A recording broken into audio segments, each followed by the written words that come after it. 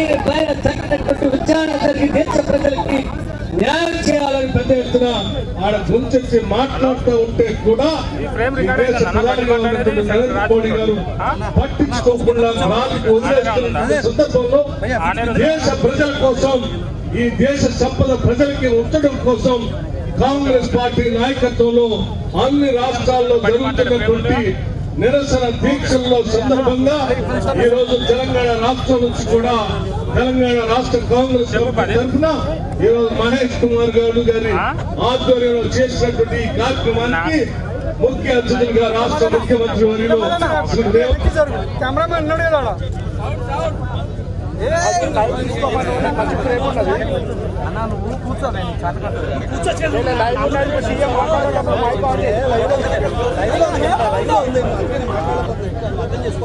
సరే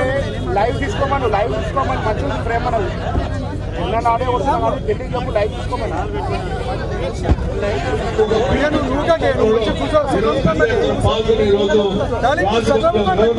కలిసి వినతి పత్రాన్ని ఇవ్వడం కోసం మేము చేస్తున్నటువంటి